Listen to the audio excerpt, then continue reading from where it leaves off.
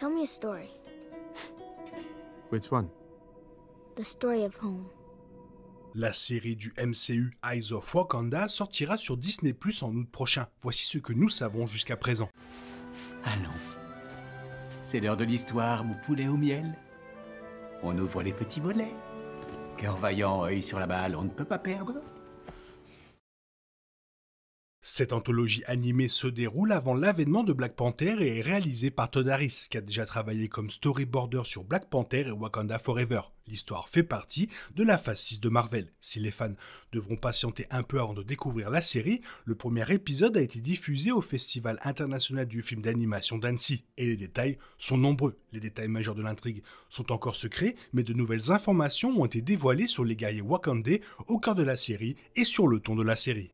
Eyes of Wakanda raconte l'histoire du Wakanda en 4 parties. La première explore la maîtrise du vibranium par les Wakandais, qui ont réalisé d'impressionnantes prouesses artistiques et militaires. L'histoire débute en Crète, il y a 3000 ans, mais comprend plusieurs sauts dans le temps, permettant à la série d'offrir un aperçu approfondi de la croissance et de l'évolution du Wakanda. Chaque épisode d'Eyes of Wakanda se concentrera probablement sur une époque différente, offrant un aperçu plus large de l'histoire du Wakanda. Le premier épisode, intitulé « Dans la fosse aux lions », se déroule en 1260 avant Jésus-Christ, les segments suivants se déroulant à d'autres époques. Tout au long de l'histoire, la série se concentre sur 2 éléments clés, la mise en place de Black Panther et la recherche du vibranium. Il y a une raison pour laquelle Eyes of Wakanda est une série animée plutôt qu'une série en prise de vue réelle. Le showrunner Todd Harris a déclaré que l'animation était le seul moyen de donner vie à l'histoire pluriséculaire de la série. L'animation est le meilleur moyen d'égaliser les lieux, a-t-il expliqué. Cette liberté nous a permis de réimaginer une version idéalisée d'une époque préservée de l'histoire humaine. Non seulement la série est animée, mais elle présente un style visuel unique mêlant éléments 2D et 3D. La séquence d'ouverture est dessinée à la main, mais la majeure partie de la série présente des visuels 3D avec quelques effets 2D. Ce mélange est un choix intentionnel destiné à exagérer le design des personnages. Selon le showrunner, il s'agissait d'un choix stylistique délibéré. L'objectif ultime était de créer quelque chose d'unique et d'évocateur, à l'image des personnages derrière les histoires. Le Wakanda est peut-être fictif, mais de nombreuses sources d'inspiration de la série préquelle sont bien réelles. Eyes of Wakanda s'inspire de diverses cultures et régions historiques, dont le croissant fertile et la Méditerranée. L'Afrique du Nord et de l'Est a également été citée comme une influence majeure sur la conception de la série, tout comme l'art contemporain international. La série étant décrite comme une aventure à travers le monde, les téléspectateurs peuvent s'attendre à découvrir de nombreuses autres influences culturelles au fil de ces 4 épisodes. Pour l'instant, les seuls lieux confirmés sont le Wakanda et la Crète, mais il est probable que la série explore plusieurs autres régions du monde.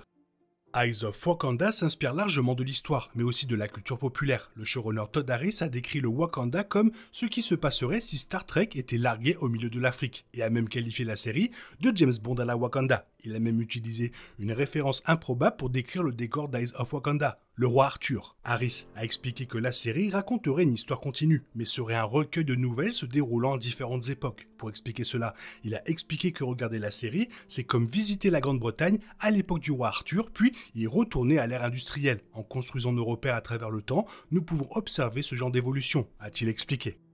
Les fans attendent toujours plus de détails sur les personnages, mais quelques éléments clés ont été révélés. Winnie Harlow incarnera Noni, une ancienne membre des Dora Milaje. Mais bien qu'elle puisse paraître déshonorée en apparence, Noni mène secrètement une mission secrète pour le Wakanda. Cress Williams incarnera le Lion, un ancien général wakandais devenu rebelle. Son nouvel objectif n'est plus de servir le Wakanda, mais d'établir son propre royaume, le royaume du Lion. Noni devra le retrouver et le ramener. D'autres membres du casting ont été annoncés, mais leurs rôles n'ont pas encore été dévoilés. Steve Toussaint, qui incarne Lord Corlys Velaryon dans House of the Dragon, prêtera sa voix à un agent blasé. Jack Colimon, qui a joué Will Leclerc dans The Society sur Netflix, et Annika Noniros, qui prête sa voix à Tiana dans La Princesse et la Grenouille de Disney, rejoignent également le casting.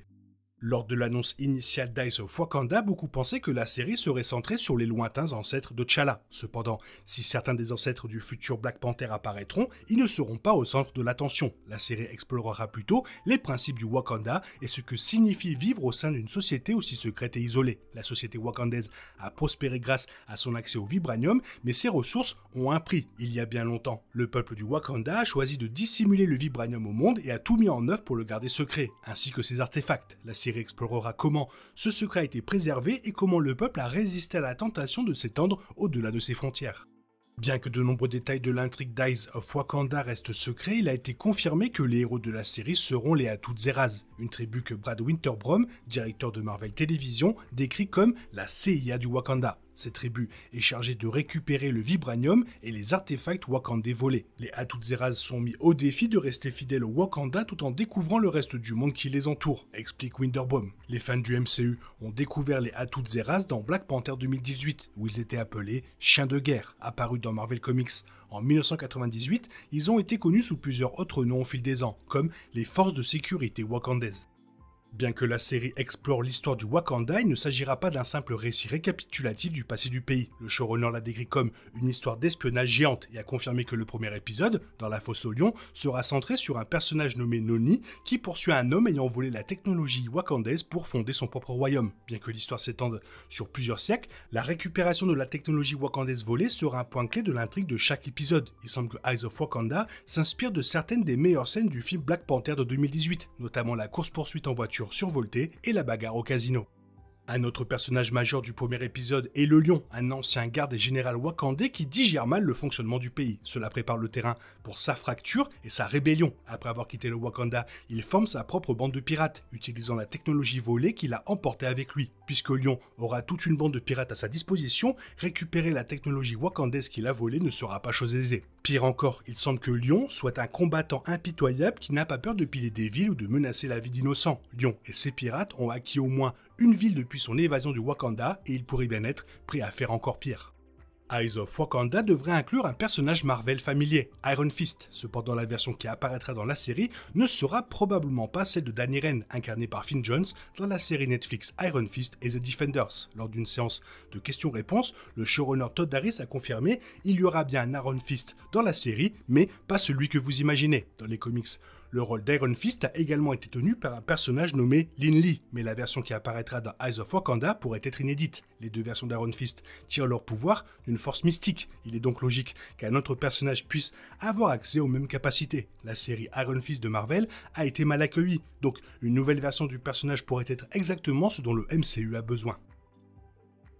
Ça fait un moment que l'animation ça cartonne, ça nous donne même des films bien meilleurs qu'un film en live action. Toi qu'est-ce que tu en penses? Quel est ton niveau de hype pour Eyes of Wakanda? Fais-le moi savoir dans la zone commentaire, sinon comme d'habitude, bisous bisous, bye bye à la Black Panther. Miaou.